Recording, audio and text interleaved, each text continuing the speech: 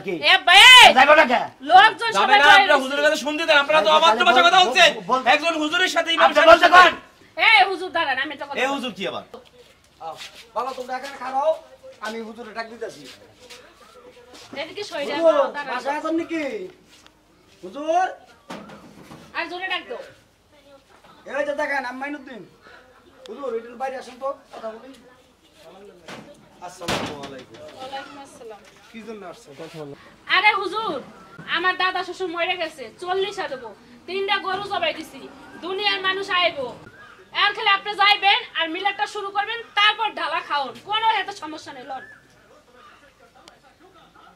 কি হলো হুজুর আমি মিলাদ করাইতে যাব না কে মিলাদ পড়তে যাবেন না 3টা গরু কাটছি কে এমনি গরু কি নদী দিয়া বাইছেছে ফিরে আইছে কোন না কাপা এই যাবেন না কে আমার 3টা গরু কিনছি আপনি যাবেন না মানে শুনেন আপনারা দাও দিস আপনি যাবেন আরে হুজুর আমার হনেন বন্ধু কি আপা দাঁড়ান হনেন আপনার সমস্যা নেই হুজুর 3টা গরুর যে গোশত ইচ্ছা মতো 3টাকে ভুনা করছি সাথে রয়েছে মনে করেন ভাত তারপর পায়েস আপনি যদি চান আপনার ফ্যামিলি লেগে গামলা ভরে পাতিল ভরে আনতে সেটা আমি দিয়ে দেবো তারপরে কোনো সমস্যা নেই লন আর মিলাদের জন্য যদি কিছু টাকা বকশিশ গোপনে দেওয়া লাগে আমার স্বামী হাতের মুঠে দিয়ে দেবে কি কও আমি দিব না ওটা কোনো চিন্তা নাই চলে যাবো না জানতো আপনারা আচ্ছা আপনি আঙ্গ মসজিদের ইমামতি করেন না আপনি যাবেন না কেন আঙ্গ সমাজের তো আপনি আরে ভাই আমি যাবো না বলছি না আপনার সমস্যাটা কি আরে হুজুর আপনি কি উল্টা পাল্টা কথা কোন কে আপনি চলেন, চলেন। সব জায়গা মিলাদ শরীফে যাইয়া উবা তো বসে বসে খাইতে পারেন সেই জায়গা যাইতে পারেন আর আমরা কি করছি আমরা করে হেলে যাইতে পারেন আপনি কিছু করেন না কে এই আপনারা যাবেন না কে কি জন্য যাবেন আপনি কি লাগবো আমি যাবো না আপনার যা লাগবো আমি চাই দেবো আপনি বাড়ান আরে আপনি কয় টাকা আপনার ভাই যে সভাপতি ডাকার দল সভাপতি নিয়ে এলে ভাড়া আমার চাচা শ্বশুর একটা সভাপতি এই যে- তারে যদি নিয়ে আসে তাহলে তো আপনি শ্বশুরাই যাবেন আপনি আন যাবেন না কে এই চাচা বলেন তো আপনি মসজিদের সভাপতি কথা বলেন ওই যে সভাপতি সবাই আছে শুনেন আমি বলি কি হইছে কোন তো আরে ভাই এই আমার দাদা শ্বশুর মরছে তার 40 তিনটা গরু জবাই দিয়ে ভুনা করছি ভাত এরা পায়েস আব্বা মারা গেছে আরে উনি না তো এই যে আমার স্বামী আর এই যে হলো আমার শ্বশুর এই যে আমার আব্বা এই যে আমার ওয়াইফ এই আমার শ্বশুর আমার আব্বা মারা গেছে আর হেয়া ইচ্ছা মতো রান্না বাড়া হইছে হুজুর যাবে মিলাদ করবে মোনাজাত শেষ হলে ডালা খাও কোনো আপত্তি নেই হুজুর কাইমে যাব না হুজুরের কাছে গামলা বেড়া ভাত তরকারি দেয়া লাগবে গোশত দেয়া লাগবে আমি ইচ্ছা মতো দিয়ে দেবো তারপরে বেড়ার সমস্যা টাকা দেওয়া লাগলে টাকাও দেবো টাকাও দেবো আচ্ছা হুজুরের সাথে এত উচ্চ স্বরে কথা বলছেন আরে বাবা এক আপনি উচ্চ স্বরে হুজুরের সাথে কথা বলেন না আর মসজিদের একজন ইমাম সাহেবের এই সাথে আপনি যাবেন না কে আমার ভাই সভাপতি আপনি যাবেন না কে কি সভাপতি আমার ভাই সভাপতি কিসের এই সভাপতি? মসজিদের সভাপতি শুনেন আপনি যাবেন না কে শুনেন আপনি যাবেন না কে আচ্ছা দাঁড়ান হুজুরের সাথে চিল্লে পাল্লে কথা বলেন না হুজুর ওনারা মিলাদ পড়তে ডাকতেছে ওনার বাপের 40 তাই না গরু টরু বইতেছে তা আপনি মিলাদটা পড়তে পারবেন না কেন শুনেন কি জন্য যে আমি যাব না সেটা বলি এই হুজুর দাঁড়ান আমি একটা কথা এ হুজুর কি আবার ওই যাই হোক হুজুর অবাধ্য ভাষায় আরে বাবা না হইছে, না হইছে। আর বাবা মানে এ হুজুর কি আবার আব্বা ওই যে কাকা এ কাকা কোন কাকা কি করছে এগুলা এ হুজুর কি আবার? সভাপতি কাকা এই শুনেন বড় ভাই দাই কেন লাগবে আমার চাচা মসজিদের সভাপতি হ্যাঁ যদি আমাদের মিলাতে না যায় হ্যাঁ চাকরি পর্যন্ত থাকবে না আচ্ছা দাঁড়ান চাকরি না থাকুক চাকরি থাকবে কি না থাকবে এলাকার লোক মুসল্লিরা বুঝবে না সভাপতি রাতে কি ইমাম সাহেবের চাকরি নাকি আচ্ছা শুনুন ইমাম সাহেবের চাকরি কি সভাপতি রাতে অবশ্যই হ্যাঁ আরে তোমার আমি কইছিলাম এই হুজুরে বাদ কে মসজিদ কি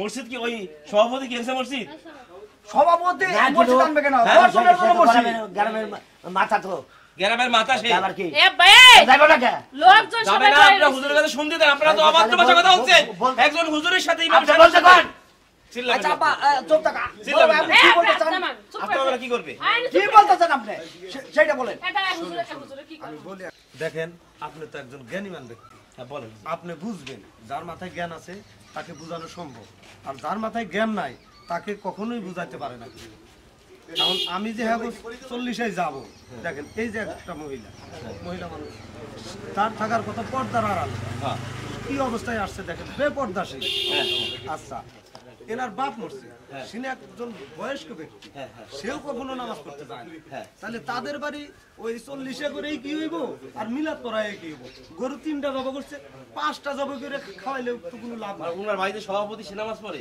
সে সপ্তাহে একদিন আসে শুক্রবারের দিন তখন খুতবা আরম্ভ করে ওই সময় আসে আর 2 রাকাত নামাজ পড়ে নাই আচ্ছা আপনারা তো এই যে মিলাদ পড়াবেন তাই না গরু কাটছেন কয়টা তিনটে 3টা গরু কাটছেন আপনার বাপ মারা গেছে মানে গ্রামের সবাই খাওয়াবেন খাবে মানে কি কারণে খাবেন? আপনার বাপ মরছে খালি গরু খাবেন কেন? 40 খাওয়াবো, মিলাদ করবো। মানে 40 খালি মিলাদ আরে করলে কি বাবা, হবে? কি কারণে তা মানুষ খাবো বলে না? মানুষ দাঁড়ান, মিলাদ দেয় না। আব্বা চুপ করেন। 40 দিন সবাইরে আমরা দাওয়াত দিছি, খাওয়াবো, গ্রামবাসী সবাই দেখবে যে এই মোল্লা বাড়ির এরকম অনুষ্ঠান হইতেছে, যে আমার দাদা শ্বশুর মারছে তার জন্য সবাইরে খাওয়াইতেছে। এর জন্য তো খাইছে, তো দোয়া করবে আসলে এটা। ও মানে দেখবে বেশি হলো মনে করেন দেখাশোনার জন্য আমরা সবাইরে আমরা দাওয়াত করছি, যাতে দেখে শোনা গ্রামের কোন একটা লোক ভাই বাদ দেই নাই, সুনাম প্রতিটা ঘর দাওয়াত দিছি আমরা। গরিব বড় লোক সব বলছি।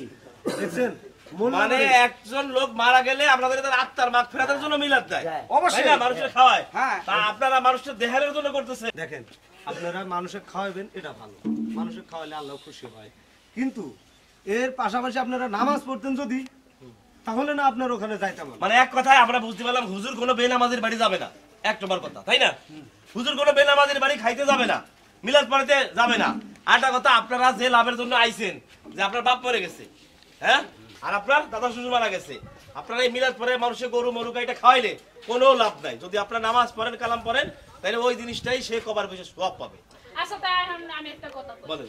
আমি এত চলে যাই, হুজুরের সামনে আর আসবো না, আর তোমরা হুজুরে লই এসো। আচ্ছা তুমি আমি যাই। না না না না, এখন যাইয়া আপনারা নামাজ কালাম পড়বেন, ওযু গোসল করে তারপরে হুজুর যাবে, তাহলে যাবে না। তাহলে তো হুজুর পরে যাবেন।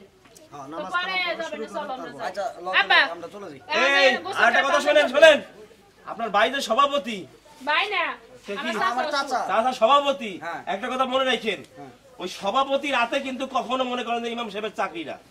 আচ্ছা, ইমাম সাহেব কোনো চাকরি করে না, ইমাম সাহেব কোনো চাকরি করে না, বুঝেন নাই? আর আমাদের দেশের ম্যাক্সিমাম মসজিদের সভাপতি, সেক্রেটারি, এরা কিন্তু নামাজ কালাম পড়ে না। এগুলো কিভাবে সভাপতি সেক্রেটারি হয়? হ্যাঁ, আর সভাপতি সেক্রেটারি মসজিদের, সে যদি তার ইমাম সাহেবের থেকেও বেশি জানা উচিত, আমি তো মনে করি। কিন্তু তারা কিছুই জানে না, কিছুই বোঝে না, মদ গাঁজা খায়, সেইগুলোরে সুদ খায়, বেশিরভাগ সুদখোর গুলোরে সভাপতি বানায়। আর আপনার ভাই, আপনার চাচা, ওটা তো আমি ভালো করে চিনি, আমি ভালো করে জানি, ওই যে মসজিদ মোল্লা না, হ্যাঁ হ্যাঁ হ্যাঁ। মসজিদ মোল্লা, হ্যাঁ, ঠিক আছে। ও তো পুরা গ্রাম ভরে সুদের টাকা লাগায়। আর এর মসজিদের সভাপতি বানাইছে কেটা? আরে ভাই, এখন এত প্রসঙ্গ করে যা লাগবে না, চলো। না না, মানে কিছু করতে গেলে তো সাপ ভরে আসে।